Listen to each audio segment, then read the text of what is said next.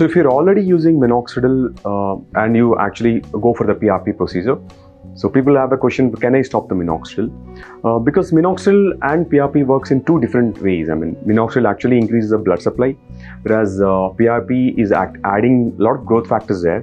So if you're already using minoxidil, and I think most of the doctors, at least our centers and the doctors all around the globe, I think they recommend to continue the minoxidil, but only thing is we give a day 48 hours gap after PRP because the scalp will be very sensitive.